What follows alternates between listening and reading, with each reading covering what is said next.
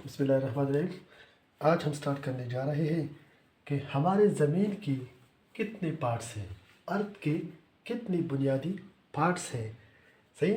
और जिस सरफेस पे हम रहते हैं उसका क्या नाम है, दरमियाने वाले का क्या नाम है और सबसे लास्ट वाले का क्या नाम है, सही।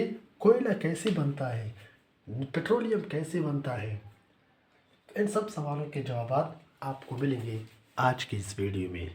वीडियो शुरू करने से पहले आपसे रिक्वेस्ट है कि चैनल सब्सक्राइब करें और वीडियो को आगे शेयर करें। तो याद रहे, हमारे अर्थ के टोटल कितने हिस्से हैं? 3 पार्ट्स हैं। अर्थ जो है ये डिवाइड है, 3 पार्ट्स में डिवाइड है। सबसे टॉप वाले को, जिसमें हम रहते हैं, उसको कहते हैं क्रस्ट। मिडल वाले को कहते हैं मेंटल और सबसे लास्ट वाले को कहते हैं कोर। याद रहे, ये क्रस्ट जो है ये टोटल ज़मीन का 1% है। कितना परसेंट है? 1% है। मेंटल जो है ये टोटल अर्थ पार्ट्स का 84% है। बकाया जो 15% रहता है वो क्या है? कोर है।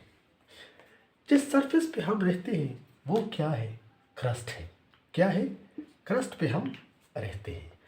आप अंदाज़ा लगा लें कि क्रस्ट जो है ये 1 से लेके 100 किलोमीटर तक इसकी क्या होती है? लंबाई होती है।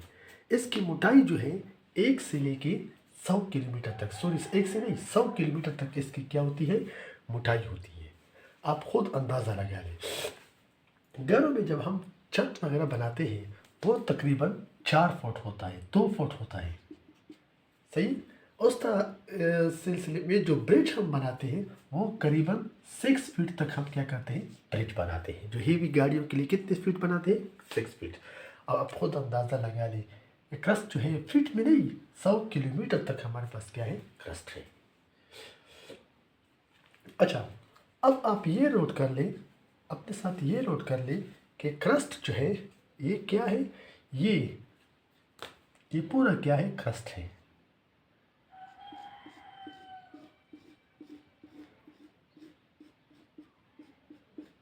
ये पूरा क्या है? क्रस्ट है।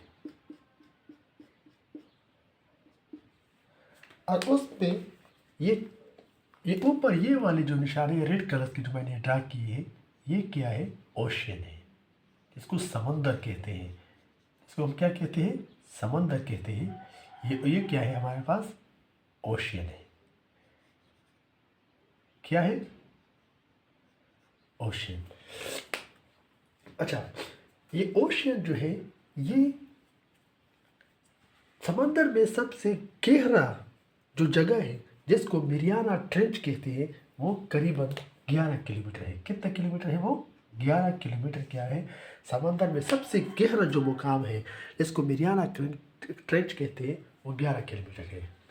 तो आप खुद सोच रहे हैं ये 11 किलोमीटर और 100 किलोमीटर कितना फ़र्क है, सही। अच्छा, ये मेंटल से क्या होता है? ये हमारा तो हो गया क्रस्ट। मेंटल से क्या होता है? मेंटल से याद रहे, मेंटल से क्या चीज़ निकलते हैं? मेंटल से निकलते हैं, इसको हम कहते हैं जो ज़मीन के अंदर जो जलजला आता है वो कहाँ से निकलता है? मेंटल से निकलता है। कहाँ से निकलता है? मेंटल से निकलता है। ज़मीन के अंदर से जो जलजला आता है वो कहाँ से निकलता है? मेंटल से निकलता है, सही। ज़मीन के अंदर से जो जलजला आता है वो कहाँ से निकलता है? मेंटल से निकलता है। अच्छा, अब ये जलजला जब ये जो हमारे अर्थ सरफेस पे आ जाए तो उसको हम कहते हैं जलजला, हम कहते हैं। लेकिन जब ये जलजला, ये शॉक ये समंदर में आ जाए, कहाँ पे आ जाए? समंदर में के नीचे आ जाए, फिर उसके बाद क्या होता है? डिस्टर्बेंस क्रिएट होता है वाटर में। और आपको पता है कि जब भी वाटर में डिस्टर्बेंस क्रिएट होता है फिर क्या बनते हैं? वेव्स बनते हैं। लेकिन ये जो जलजला इतना शिद्दत इख्तियार करता है फिर क्या होता है? ये सुनामी बन जाता है। क्या बन जाता है? सुनामी बन जाता है। जब भी ज़लज़ला समंदर के इलाके में आ जाए फिर क्या बन जाता है? समंदर के अंदर सुनामी आ जाती है, जिसको हम कहते हैं सुनामी आ गई। सही। अब अगर ये लावा जो निकलता है वो भी किस एरिया से निकलता है? ज़मीन के मेंटल हिस्से से लावा भी निकलता है। ज़मीन के अंदर जो लावा होता है वो ज़मीन के किस पार्ट से निकलता है? मेंटल से। जब ये गर्म होता है तो उसको कहते हैं मैग्मा। क्या कहते हैं?